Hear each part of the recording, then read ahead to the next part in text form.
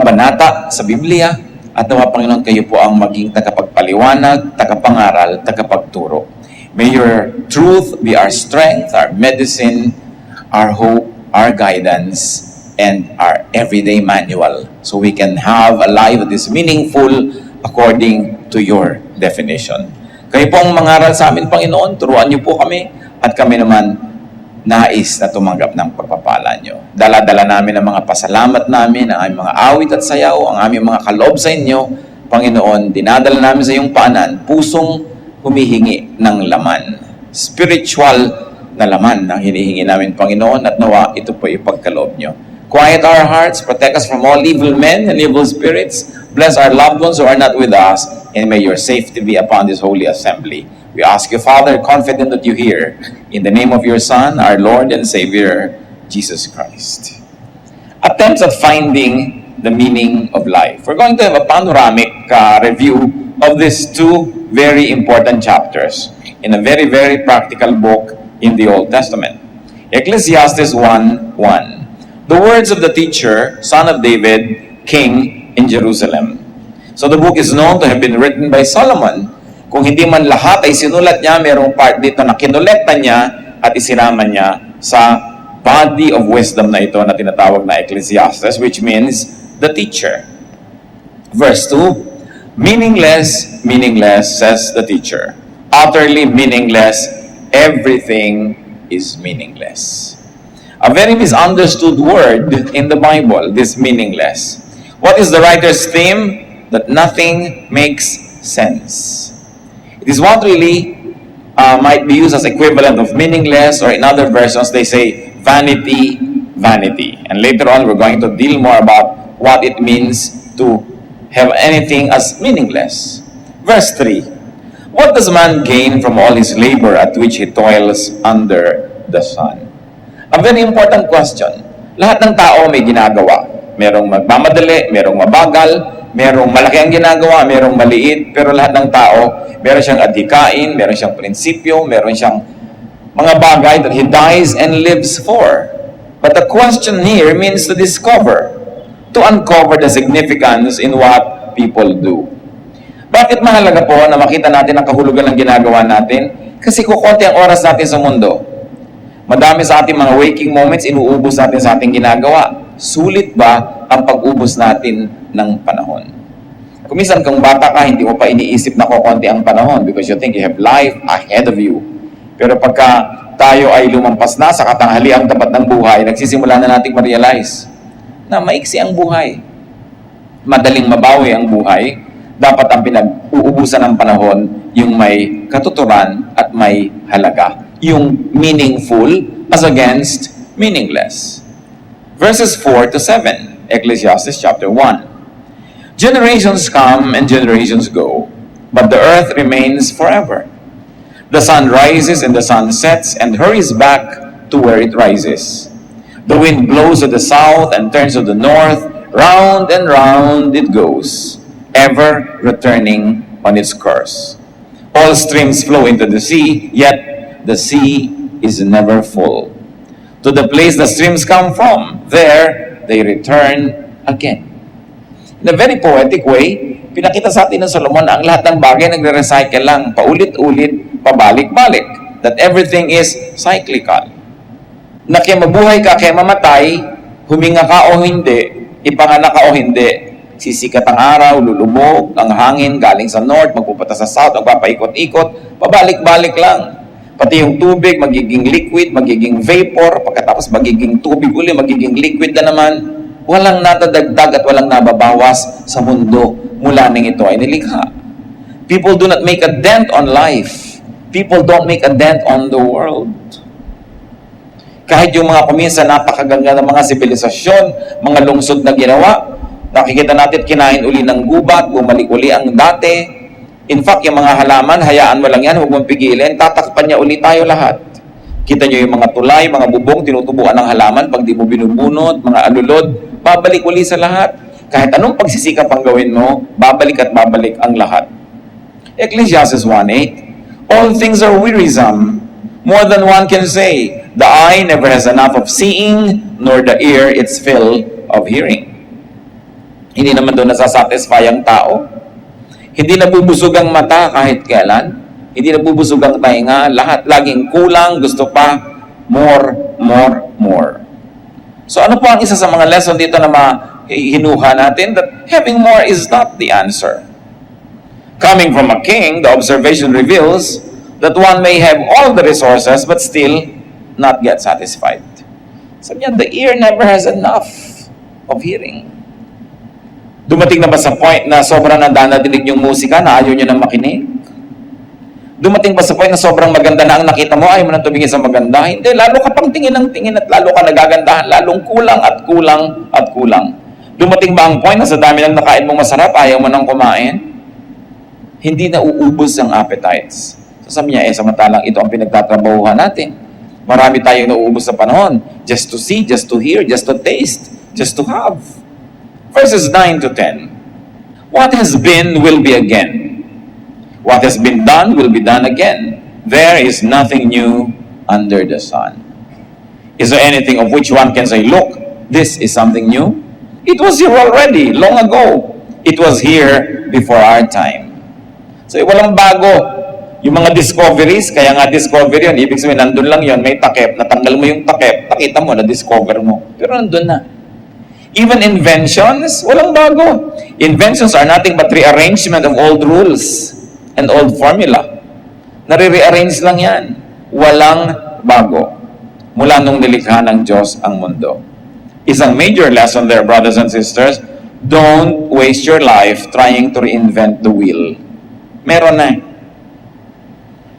Makinabang tayo sa mga naipunda na ng iba, makatuto tayo sa body of knowledge of other people, learn from patterns, learn from cycles. That's why it's important na nakikinig sa matatanda. Marami na sila sigurong naaksaya ang oras at nung matanda na sila, nalaman nila kung alin yung aksayado, alin yung hindi. Itinuturo nila ngayon. So niya, papunta pa lang ako kayo, pabalik na ako, huwag na kayong pumunta, sayang lang ang biyahin nyo. Pero maraming bata ayaw makinig. You want to learn it on your own. So you will waste lots of time in committing mistakes. Well, many people who have gone before us and already committed mistakes, we can learn from. Dapat cumulative yung learning. Natututo ka. Dapat ang tao mas marunong na kaysa sa previous generations. Sa dami ng karanasan ng tao, pero kadalasan hindi naman tayo nakikinig sa payo ng matatanda, sa payo ng mga may edad na. So, you will reinvent the wheel. Meron na pala. You will go through the same troubles that many people went through. And therefore, your time is wasted like their time was wasted. Ano man pinag-uubusan natin ng panahon para sumikat, makilala, matandaan, to leave a mark? Ecclesiastes 1:11, there is no remembrance of men of old. And even those who are yet to come will not be remembered by those who follow. Talaga, sandaling-sandali lang naman talaga tayong natatandaan. Anong halaga sa inyo ng photo album ng lola nyo, for instance? Liban na lang yung mangilan-ngilan, ang hilig-hilig sa family heritage and history. So yung mga family album mo, mahalaga lang sa'yo, scrapbook, pati mga balutan ng chiclet na ibinigay sa'yo nung nanliligaw sa'yo nung nakadikit pa doon. Mahalaga lang sa'yo, pero pag matanda ka na, nababali, wala rin. O let's say, kinamatayan mong mahalaga pa ba sa anak mo yon? Siguro konti, kasi nanay o tatay ka niya, pero sa apo mo, tatapon na lang niya yun, aanin niya yun. Liban na lang ikaw si Jose Rizal. O liba na lang you're somebody so famous na magkakaroon ng katuturan yun. Pero kahit naman yung mga nagiging sikat, nagiging baliwala din ng mga bagay-bagay na mahalaga sa kanila. At kahit sa buhay natin mga kapatid, may mga bagay na ang halaga, tapos later on wala na. Yung mga collectors, they realize that. Some people spend half of their lives collecting things, then later on, pinaproblema nila, kanina kaya ako ito ipamana, wala na mainteresado. Kasi kung ano yung mahalaga sa iyo nun, hindi yung laging mahalaga. Don't waste your time to immortalize yourself. Wala yun.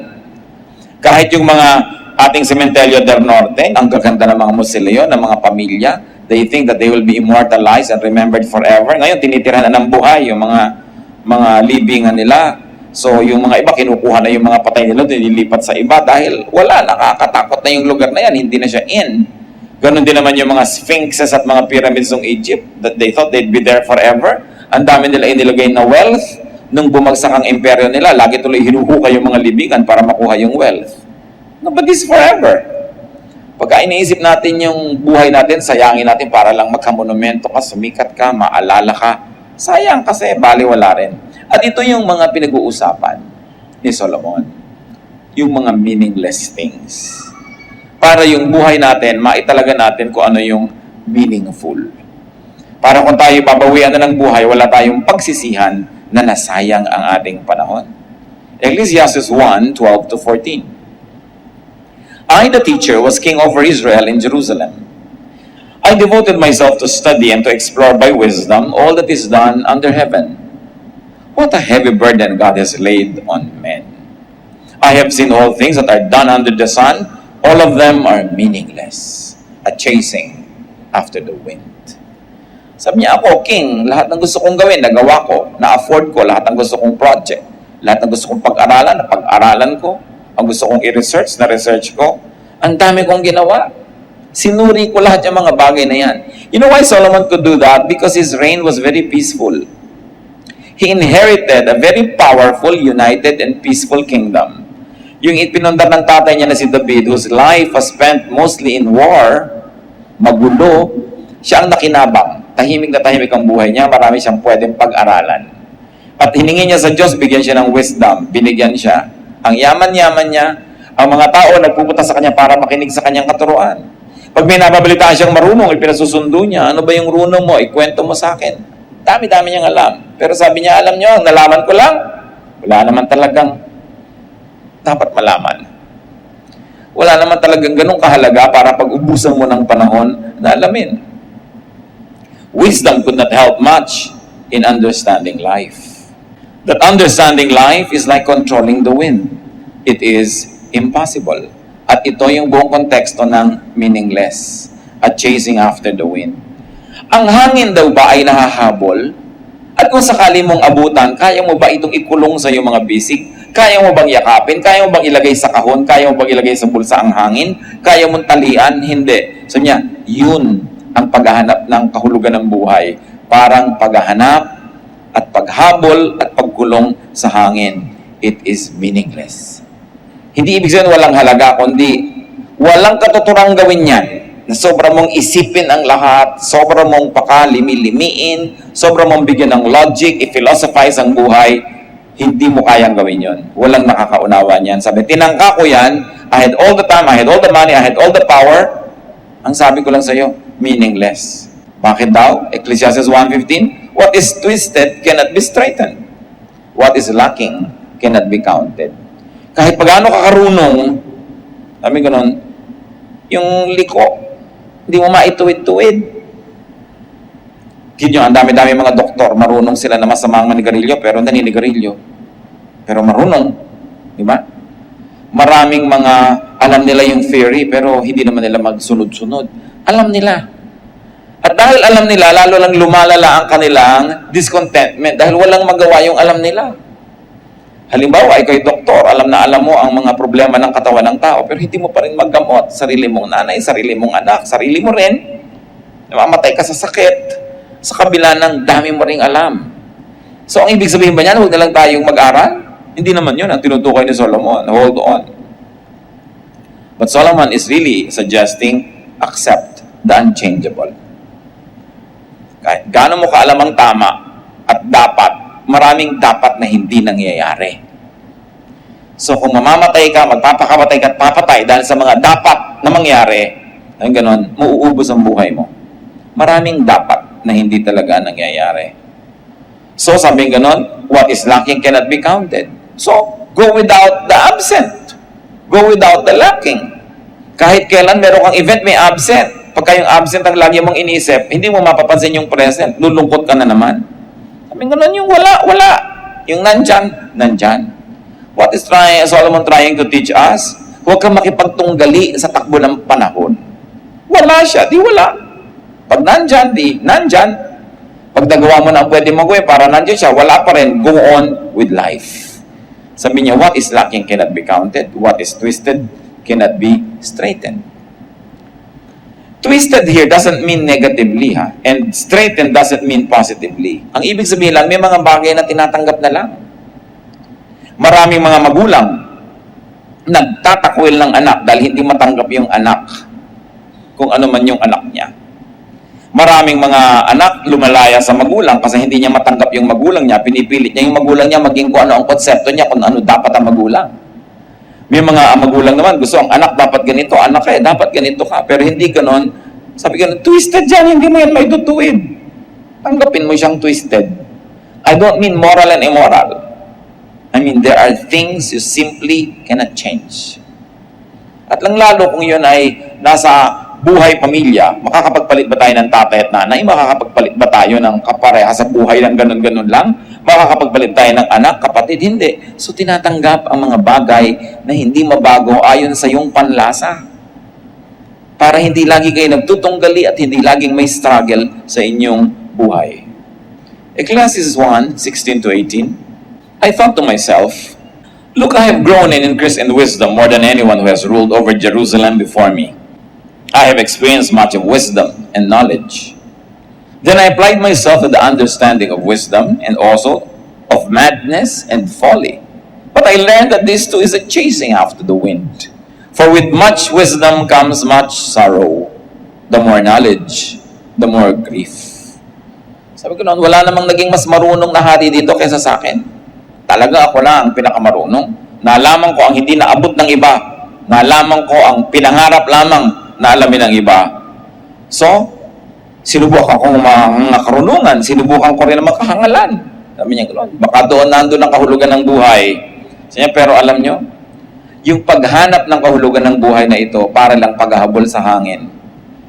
Sabi gano'n, it is meaningless. Hindi mo pa rin siya maintindihan. At sabi, ito pa, habang rumurunong ka, lumulungkot ka lang. Habang dumadami ang alam mo, mas napapasok ka lang ng kalungkutan sa buhay. No? So, ang ibig sabihin ba nun, huwag lang tayong marunong, hintayin muna natin kung ano sasabihin niya later. So, the teacher noted that understanding life was hard to do. That understanding life was as senseless as chasing the wind. Hindi natin lubos na unawaan ang buhay. Kung minsan, sunod-sunod ang dagok ng buhay, namatay ang kapatid, namatay ang nanay, namatay ang ganon, nagsara ang negosyo, nasunugan ng bahay, sunod-sunod. Tapos sasabihin sa'yo nung namatayan, bakit? Hindi ko alam. Hindi natin alam. Mabait naman ako, nag-church naman ako. Walang kinalaman yun doon. Hindi lahat may paliwanag. Hindi lahat logical and sensible the way we think of logic and sensibility. May mga bagay na, ayun talaga, nandun, kahit mo biyakin ang ulo mo, hindi mo siya mauunawaan kung bakit ganun. Bakit pinalaki ko naman ng mga anak ko ng ganito, ba't nagkaganon? Hindi mo kayang lutasin yung iba. Meron tayong mauunawaan, pero may hangganan yung kaya nating unawain. Sabi ni Solomon, pinag-isipan ko na yan, huwag na kayo magsayang ng panahon. Makinig na lang kayo sa itinuturo ko sa inyo. We cannot understand life to the point of controlling it. Hindi niya minamasama na unawain ang buhay, pag-aralan ng buhay. Pero para mo unawain ang buhay, nang sa ganon, makontrol mo ang outcome nito. Sabi niya, that is a chasing after the wind. It cannot happen. You can never know the mysteries of life enough that you can master its direction and its outcome. Willing ka na gawin ang kaya mong gawin, tapos tanggapin mo kung ano ang magiging bunga nito, plus bunga ng iba't iba pa mga elemento na beyond your control. The teacher noted that more knowledge leads to more pain, or more exposure to pain, to suffering, or for capacity for both pain and suffering. Talaga, malaking burden na maging marunong. Mahirap. Lalo responsable ka. Pagka nga responsable ka, matutulog ka lang sa isang hotel, hinahanap mo pa yung fire escape, nasa may fire escape nito. Yung mga irresponsible, tulog na lang eh. Bukas, pareho din naman kayo nagising, ikaw pa itong nabawasan ng tulog. Yung mga sobrang responsable, nakasaksak pa ba ang plancha, babangon pa yan, bubunutin yan. Yung mga iba, they don't even care. Napakarami mga tao, ang sarap-sarap ng buhay dahil mangmang. Dahil tamad, dahil hindi nag-iisip. Yung iba, inaalala, paano kaya ang enrollment ng anak ko next year? Hindi na mapagkatulog. Yung iba na, bukas na enrollment, ngayon pa lang talaga naghahanap, ngayon paggagawa ng paraan, at nagtatabaan pa nga. Sabi ko, alam niyo, sobrang nag-iisip, sobrang responsible, hindi naman ibig sabihin, mas magiging maayos ang buhay niyo eh. Hindi naman ibig sabihin, masasaya kayo. No? Pero sinasabi rin ni Solomon, to be foolish and to be wise, pareho lang yan, pareho lang kayo mamamatay. Pero mas mabuti na rin wise. Sabi niya. Ecclesiastes 2, 1-3. I thought in my heart, come now, I will test you with pleasure to find out what is good. But that also proved to be meaningless. Laughter, I said, is foolish, and what does pleasure accomplish? I tried cheering myself with wine and embracing folly, my mind still guiding me with wisdom. I wanted to see what was worthwhile for men to do under heaven during the few days of their lives. Sabi niya, nung nagpakarunong-runong ako, lumungkot ako. Isipin niyo kung aalamin niyo lahat ang nagdurusa, ilan ang may sakit, sinong mga iniwan ni ganito, sinong mga ulila, nilungkot talaga kayo. Pag nagso-social work kayo, makikita niyo lahat ang suffering, nilungkot talaga kayo. Mas masarap pa yung pag may bagyo, lagi nasa mall, enjoy na enjoy. Ikaw naman na lumalangoy-langoy sa baha, nakikita mo lahat ng pagdurusa. Sino sa inyong dalawa sa palagay mo tutulog ng mas maimbing? No?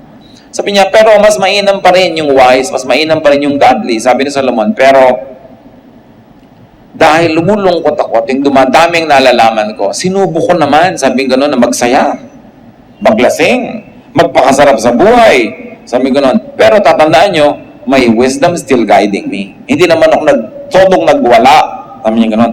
Pero tinikman ko, sinubukan ko lahat, pati mga kahangalan ng mga tao. Hindi ako sang-ayon kung ba't gano'n sila mamuhay. Baka may alam silang hindi ko alam. Baka may ligaya silang hindi ko maranas sa maiksing buhay na ito. So aalamin ko, sabi niya, in search of meaning, in search of the best way to live or the maximum benefit in life, the teacher tried fun and enjoyment and wine. What was his conclusion? He realized that laughing and having fun doesn't do much good. Yung wala rin eh. Yung tawa ng tawa, bukas walang pera. Yung gano'n. Yung sobrang ding saya, laging masaya, biglang bukas malungkot. Napapansin niyo ba yun? Yung pag sobrang saya ka, biglang may kasunod na lungkot. Sabi niya, nagbabalance din kasi ang buhay eh. Kung sobra kang lungkot, sumasaya ka naman. Kung sobra kang saya, lumulungkot ka, nagbabalance lahat. Kaya sabi ko, kahit sa kamalagay, pareho lang yan. So, wala pala sa pagsasaya. So, gumawa siya ng ibang paraan. Verses 4-6. I undertook great projects. I built houses for myself and planted vineyards. I made gardens and parks and planted all kinds of fruit trees in them. I made reservoirs to water groves of flourishing trees. So nag-green revolution siya. Nagtanim siya, nag-backyard farming, naggawa ng mga irigasyon para sa ikabubuti ng mga tao sa kakahanap niya ng kahulugan ng buhay. At marami rin sa atin gumagano, nagkakawang gawa. Hindi dahil ang yaman-yaman, kasi naghahanap ka rin kung saan ilalagay ang sarili mo, saan ka nga ba sasaya. Verse 8, sabi niya, hindi ko pa rin nakita doon, I amassed silver and gold for myself, and the treasure of kings and provinces. I acquired men and women singers, and a harem as well, the delights of a man's heart. Sabi, okay, aside from my very, very fruitful agricultural projects, nag-ipon din ako ng maraming kayamanan. Marami akong kinita. Many kings come to me and pay their dues to me just to hear me talk. Ganun kasi karunong si Solomon. Ganun, kumuha ako ng mga singers. Kantahan naman. Walang katapos ang mga singers dyan. At may harem, alam niyo naman, libo-libo ang kanyang asawa. Diba? Daan-daan ang kanyang mga pinakasalan. But of course, it was a political move also of a very wise king, no, to consolidate his empire through intermarriages. Sabi niya, I did all the delights of a man's heart. Ginawa ko rin yan. Verse 10, I denied myself nothing my eyes desired. I refused my heart no pleasure. My heart took delight in all my work, and this was my reward for all my labor. Sabi, lahat ng nagustuhan ko, kinuha ko. Lahat ng naisipan ko, ginawa ko. Lahat ng iniisip kong masarap, dinanas ko. Verse 11, yet, when I surveyed all that my hands had done, and what I had toiled to achieve, everything was meaningless. A chasing after the wind, nothing was gained under the sun. Sabi, wala ako na idagdag sa mundo. Dumami nga ang mga babae dito sa palasyo ko na kontian naman doon sa pinanggalingan. Pareho lang. Sabi ko, no? Nagtanim ako dito, pero hindi doon tumubo dito. So, nandito rin. Pero wala naman talaga nadagdag sa planeta. Wala naman talaga tayong naidadagdag sa planeta. Subukan yung bumili ng mga halaman sa Bulacan Garden na puno ng halaman yung bahay nyo, pero naubusan naman sila. Lumipat lang, nagpapalipat-lipat lang. Wala tayong naidadagdag. Magpapatayo ka ng bahay, pero may mga batong tinibag kung saan, buhangin kinuha ko sa ang ilog, napunta lang sa lugar mo, pero wala naman, nagpalipat-lipat lang. So the teacher tried and enjoyed great and productive and fruitful projects. It was beneficial to others as well. He tried construction, agriculture, irrigation, ownership, acquisition of slaves and laborers, even animals. He tried entertainment and romance, fame and wisdom, boundless freedom, even enjoyment of what he did. His finding, everything was simply not worth the trouble. Chasing after the wind. When you try to shepherd the wind, you cannot do that. Sabi niya, ito ang napapala ko sa paghahanap ng lahat ng logic at kahulugan. Alam niyo po, mas mainam pa kuminsan yung walang-wala ka pero umaasam ka, kesa nasa iyo ng lahat, kasi hindi ka masaya at hindi mo na malaman kung ano pang aasamin mo. Mas nakakalito yun. Yung walang-wala ka, alam mo yung gusto mo. Isang tuwang-tuwa ako sa mga wage earners. Kapag nagka 1,000 lang ako, alam na alam niya kung anong gagawin niya. Pag nagka 5,000 ako, alam na alam ko kung anong gagawin ko. Yung nagkaroon ng konting bonus, wow, kain na sila sa kung saang restaurant ng pamilya niya. Nagkaroon lang ng 2-day holiday, alam na alam nila, pupunta sila kung saan. Pero yung ang dami-daming pera who can go anywhere, saan nga ba tayo pupunta? Ano bang gagawin natin? Ano bang bibili natin? Ewan ko kung marami na sa inyo nakakaranas sa ganung level na sa dami, hindi nyo malaman ang gagawin. Pero kung nararanasan nyo yan, alam nyo ang tinutukoy ko. Mas mahirap yung meron kang resources kasi hindi mo alam kung anong gagawin mo kaysa sa wala, tas alam na alam mo. At least may goal ka. May hinahangad ka, may inaasam ka. So, litong-lito na yung Solomon. At siguro kayo rin. Ano nga bang mapapala natin dito sa Ecclesiastes na to? Chapter 2, verses 12 to 17. Then I turned my thoughts to consider wisdom and also madness and folly. I saw that wisdom is better than folly, just as light is better than darkness. O, kita nyo na yung sinasabi niya, huwag pa rin tayong pumili ng foolishness. Yung mas mainam pa rin, kahit pareho lang yan, iba pa rin yung wise. Iba pa rin yung nasa panig ka ng katuwiran. Verse 14, the wise man has eyes in his head, while the fool walks in the darkness. But I came to realize that the same fate overtakes them both. Then I thought in my heart, the fate of the fool will overtake me also. What then do I gain by being wise? I said in my heart, this too is meaningless. For the wise man, like the fool, will not be long remembered. In days to come, both will be forgotten. Like the fool, the wise man too must die. So I hated life, because the work that is done under the sun was grievous to me. All of it is meaningless, a chasing after the wind. So niya, alam nyo, mas mainam yung matalino ka kaysa hindi ka matalino, righteous ka kaysa unrighteous ka. Pero ito sabihin ko sa inyo, matalino ka matindi, righteous ka man, pareho lang kayo mamamatay. Sabi niya. Kaya ito naman, konsolasyon nung hindi masyadong matatalino, ay, mamamatay ka rin. Sabi niya dun sa matalino. Sabi niya dun sa mayaman, mamamatay ka rin, no? Nakakaroon siya ng konsolasyon. Pero yun namang mayaman na, sabi niya, anong napala ko? Ano napala ko sa pagpakatalino? Pareho lang kaming mamamatay nung hangal na yan na naglalakad sa labas. Di ba? Kung isang donyang-donya ka, ang bango-bango mo, ang yaman na yaman mo, tapos yung maid mo, pareho lang kayong mamamatay eh. Ganon. So ano nga ba talaga ang pinagkaiba? Ano nga ba ang special sa buhay? The teacher realized that wisdom and foolishness are both meaningless. They're almost the same. But though wisdom and foolishness are both meaningless, sabi niya, wisdom still better. Why? Because wisdom is on the side of godliness, of God. Namamatay kang masama, mabuti na yung mamatay kang mabuti. Namamatay kang gutom, mabuti yung mamatay kang busog. So kahit pare-pareho tayong namamatay, meron pa rin namang advantage yung nag-iisip at yung may katuwiran. But the wisdom is better, both the wise and the foolish die and experience the same things. Lumulungkot din ang mayaman tulad ng mahirap. Nagkakasakit din yung mayaman tulad ng mahirap. Masakitin pa nga madalas. At namamatay din yung mayaman at sabi, pareho lang kayong malilimutan.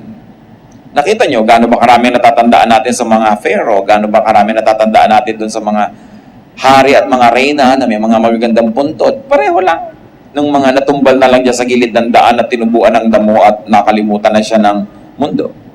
So the teacher began to hate life. Sabi niya, nawalan ako ng gana sa buhay. Or you might want to say, the teacher began to love life less. Again, this sad realization could be brightened up if one didn't take life seriously. Sabi niya, masyado ka kasing serious, masyado mong iniisip, kaya tuloy nababahala ka. Mag-isip ka lang nung dapat mong isipan, yung iba, huwag mo na silang isipin. Ecclesiastes 2:18-19, I hated all the things I had toiled for under the sun, because I must leave them to the one who comes after me. And who knows whether he will be wise man or a fool. Yet he will have control over all the work into which I have poured my effort and skill under the sun. This too is meaningless. Sabi niya, alam niyo, isa pang walang katuturan sa buhay, hindi mo maintindihan, sobra ka nagpakahirap, nagpundar, nagtakatino, at nagpayaman, kasi mamamatay ka, may ibang magmamana. At kung siya man ay matalino o hindi, doesn't matter, sa kanya mapupunta yon. So niya, di ba, meaningless? Dami-dami mong pinaghirapan, tapos mamanahin lang niya. Isipin mo ang isang tatay na nagtrabaho, pagkatapos namatay. Minana ng asawa niya, tapos nag-asawa ulit ang asawa niya. Itong walang kahirap-hirap na lalaking ito, suddenly, no? Nakahiga sa kanyang kama, ginagamit ang kanyang kotse, at nag-e-enjoy sa kanyang pinundar. Or, hindi man sa asawa yon, nagpundar ka, minana ng anak mo, yung kung sinong tao, napangasawa ng anak mo, biglang kalahati na siya, na may-ari. Kaya namatay pa yung anak mo, dinapunta sa kanya lahat. Nag-asawa siya ng iba, di dalawang total strangers sa buhay mo ang nagmana ng lahat ng pinundar mo. Sabi ni Solomon, di ba nakakalungkot isipin yan? So anong leksyon? Sabi niya, ang hirap naman kasi magpundar, ang hirap magpakayaman, pinapagod mo ang sarili mo, nag-aalala ka, hindi ka mapakali hanggang hindi napipirmahan yung contract, hindi ka napapakali hanggang hindi tapos yung deal, you have sleepless nights. Pagkatapos kung sinong makikinabang, so the time and the capacity to enjoy the fruits of one's labor is limited. And this is what makes life sad. He's limited only to his short lifetime. Other people would eventually inherit one's wealth and even fame, whether they are wise or foolish.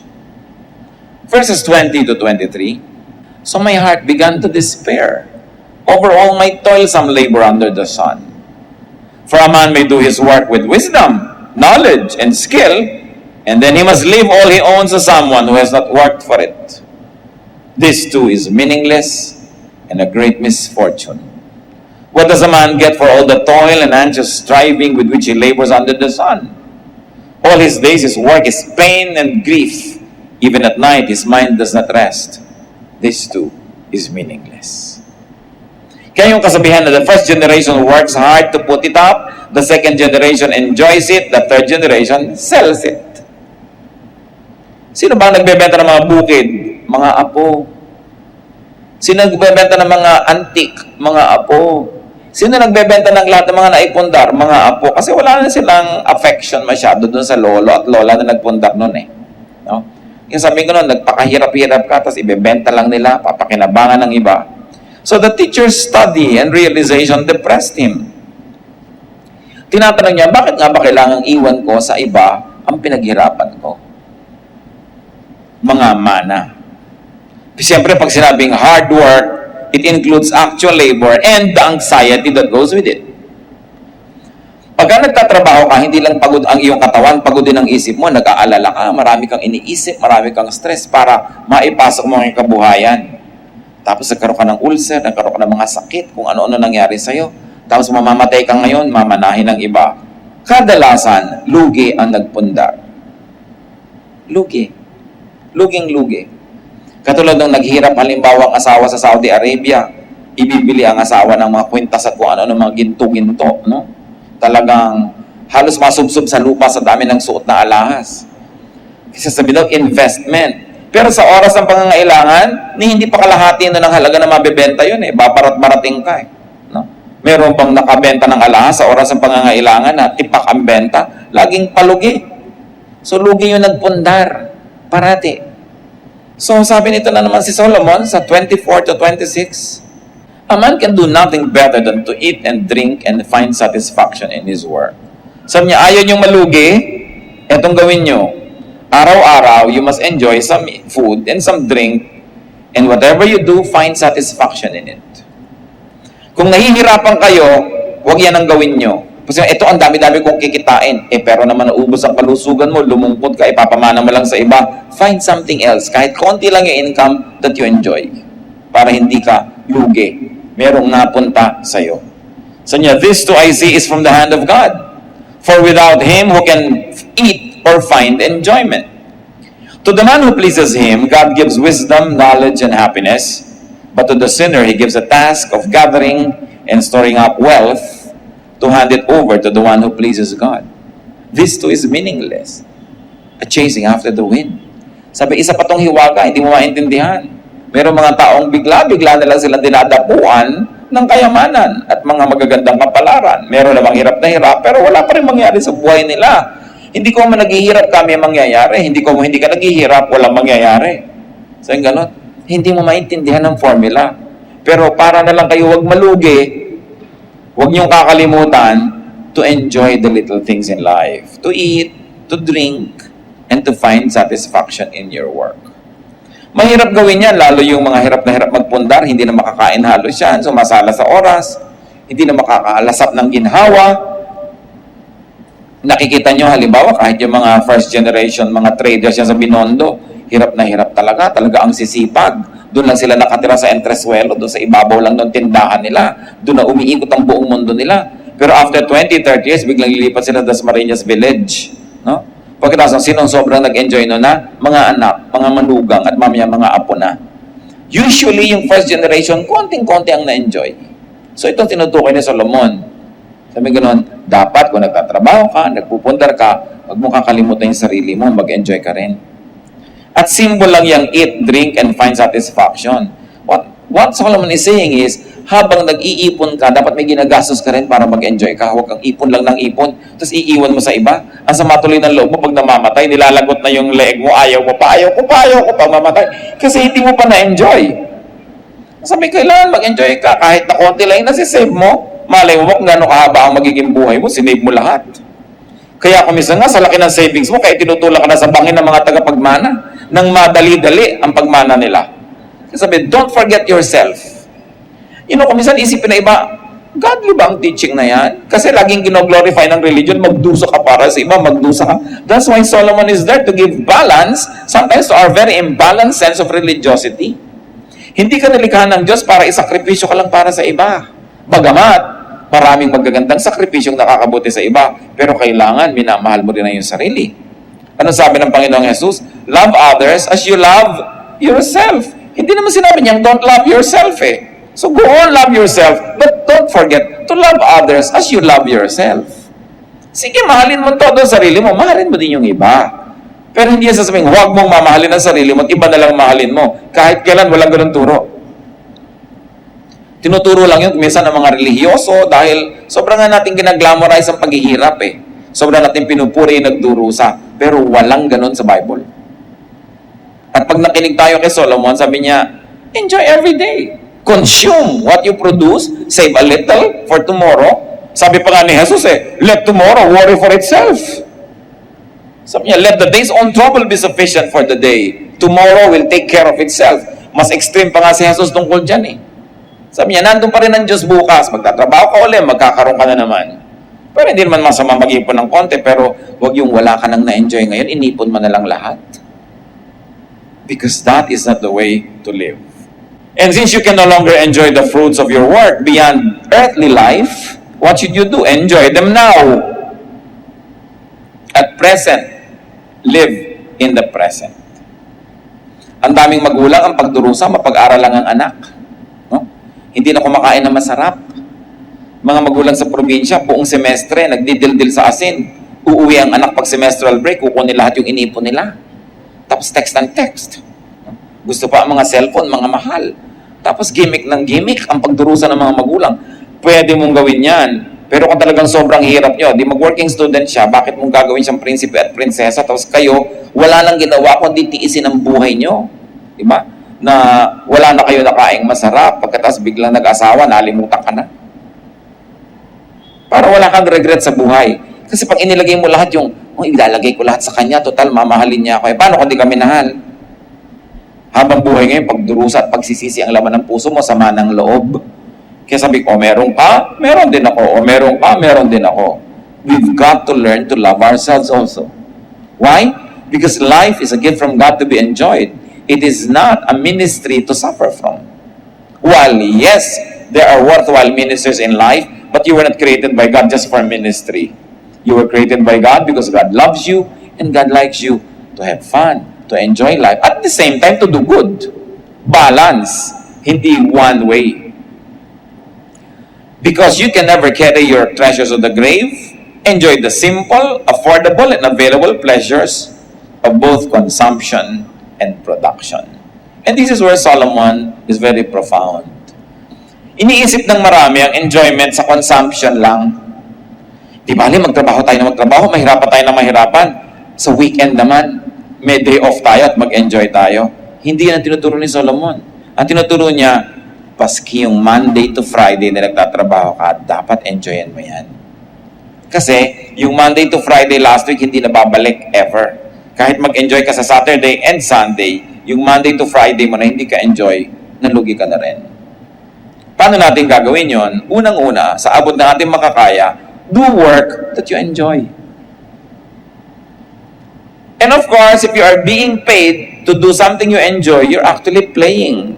You're not working. So dapat tayo, habang lalo na yung maaga pa lang, nagsisimula ng karir, ibagay nyo sa inyong mga taste ang gagawin yung trabaho. Kahit merong mas malaki ang kita pero hindi kayo enjoy, doon na lang kayo sa moderate ang kita or less pero enjoy kayo. Kasi bawat oras na nandun kayo, meron kayo enjoyment. Kesa puro kayo pagtitiis at pagturusa. At kung kaya nyong kumawala sa mga ginagawa nyo ngayon na hindi kayo enjoy, then kumawala kayo. Sa bahay halimbawa na hati-hati ang trabaho, ayaw na ayaw mo maglaba pero enjoy ka mamalansya, makindil ka sa isang kapatid mo, o ikaw maglalaba, ako mamalansya. Para pareho kayong enjoy kasi gusto na niyang nilalaro-laro yung mga bula-bula, saya-saya niya pag naglalabas siya. No? So, hanapin mo yung gusto mo at yan ang gawin mo. Sinasabi ni Solomon, huwag lang yung nagdurusa ka lang dyan. Because work must be enjoyed as an end in itself. Hindi lang siya means to earn. Kailangan means din siya to be happy and to find satisfaction. Kaya sabi niya, find satisfaction in what you do. Enjoy your consumption and even your production. Solomon is saying, whatever it is that you face, enjoy the moment. Hindi na yan babalik. Sayang pag hindi mo na-enjoy. Such enjoyments are God-given and God's gift to His people. To find meaning in life, let me be emphatic, as Solomon was emphatic, enjoy your work. The process, the environment, the workmates, the benefits, the challenges, and the fruits. Lahat yon, the whole work. Find ways to enjoy. If what you do is not naturally enjoyable, find ways to enjoy it. One of the marks of intelligence is that you are able to manipulate your environment for your benefit. So find ways to enjoy. Since one's gain at work must be left behind to people who didn't work for them, then better enjoy it to the max. Every day, every moment. Better yet, dahil hindi nyo naman may enjoy pag nasa kabilang buhay na kayo, hindi nyo na makokontrol ang inyong kayamanan kung meron man, share it with the people who labor with you. Kuminsan nakakalungkot, merong mga may-ari ng kumpanya, pabrika, whatever, business, ang kukuripot sa kanyang mga empleyado na nagasgas na ang lahat ng bahagi ng katawan, katatrabaho, no, para kumita yung buo niyang machinery. Ang liit-liit magpasweldo, ang kuripot sa benefit. Tapos kung magbigay sa apo, na wala namang kahirap-hirap, ang laki-laki. Ang inipon para sa mga tagapagmana, ang laki-laki. That is unjust. While you have power over the wealth or the resources that you make, be generous to those who help you make them. Kaya habang maaga, mag-share. At kung kayo maraming kayamanan, huwag nyo nang antayin na yung mga tagapagmana ang mag-decide kung paano yung hahatiin. Hatiin nyo na legally. Habang malinaw pa ang inyong isip at kaya nyo pang pumirma, napakaraming bangkay na pag tinignan mo, bakit parang siyang bumoto? May tinta sa tab. Aba, may matinong kamag-anak na habang naghihingalo siya, nagpatatak na ng mga kung ano-anong mga deed of sale. By the way, alam nyo ba na mahahalata mo pag patay na yung nagtatak? Iba ang tatak ng patay na at buhay. Malalaman mo yon. Kung nanghihina ka na, may kumukuha na ng kamay mo, nilalagyan na ng tinta, wala ka nang magawa. So, kailangan gawin mo yun habang kaya mo pa. Alam niyo po yung mga gulo-gulo ng pamilya because of the mga will, no? Magsulat lang kayo ng isang page. Ito ang aking last will and testament. Ganito gusto kong mangyari dyan. Tapos pirmahan nyo. That is binding. Kahit walang abogado, binding yon. Basta mapatunayan, authentic ang inyong pirma. Kung napapirma nyo pa ang dalawang witnesses, lalong mas binding. Dinaan nyo pa sa abogado, mas binding pa. Pero huwag kayong mag-iiwan ng gulo. Kasi kadalasan, ang gulo-gulo nyo mga hatian na yan dapat ayos. Granting na may hahatiin, at may paghahatian. Ngayon kung utang, mas mahirap naman yan, utang pa ang iniwan ninyo. Profit sharing is important. So, increase natin, bigyan ng benefit, bonuses sa mga workers. Huwag lang ipamana sa apo.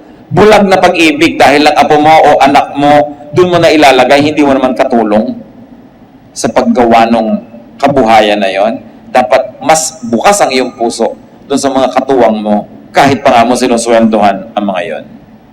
Ano pa pag ginawa mo yon, it will give you more return in terms of gratitude and affection, goodwill, inner satisfaction, and definitely God's pleasure.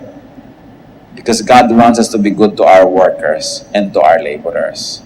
At nakakatiyak ka, marami makikipaglibing sa'yo pag ginawa mo yung ganong kabutihan. Therefore, do not fret about who inherits it. Hindi naman talaga natin makokontrol.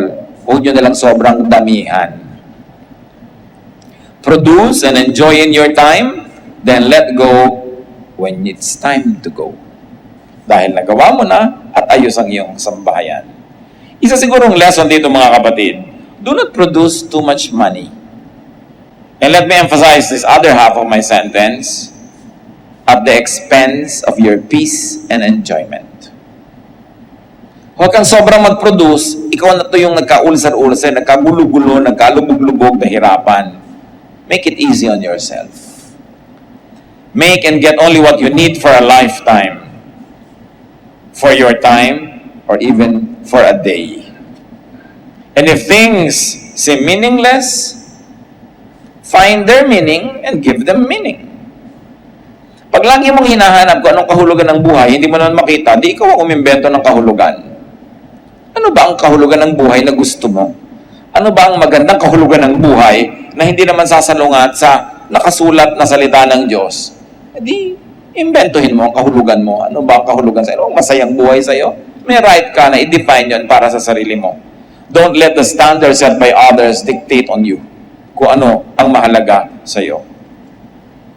If the wind could really be shepherded or controlled, then Solomon would have found the answer. He never found the answer because the wind could not be controlled. But you can still enjoy the wind. Kahit hindi mo malaman kung saan nanggaling ang hangin, hindi mo makontrol kung saan siya pupunta, habang dumadaan sa iyo, pwede mo siyang enjoyin. So enjoyin mo na lang siya kung ano man yung wind na yon. May mga tao na kung saan galing, kung saan pupunta, hindi mo rin control. Pero habang kasama mo, make it nice. Kung minsan, nagkakaroon ka ng kaibigan, nagkakaroon ka ng kasintahan. Mas ayaw mong gawa ng mabuti, ayaw mong mahalin ng todo. Sabi mo, baka mawala din to. Kahit naman pinakasalan mo na, hindi ka pa rin nakakatiyak na laging nandyan yan. So, hindi mo rin alam kung saan galing yung tao, saan siya pupunta. So, nandito siya ngayon. Live the day. Make the day worthy for the other person and for yourself. And if you have to say goodbye tomorrow, then say goodbye without regrets because you had yesterday. And you had a good yesterday. Hindi natin control ang buhay. Kung minsan, we withhold love. Gusto nating ibigay sa isang very permanent. Sino yun? Nasaan yun? Kung minsan, ayaw mong tumanggap ng pansin. Kasi sabi mo, mawawala din yan. Baka masanay lang ako, mahirapan ako. Hindi mahirapan ka na lang bukas. Nag-enjoy ka naman ngayon. Kesa sa, hindi ka nga nahirapan bukas dahil hindi ka naman nag-enjoy ngayon. There's nothing to miss.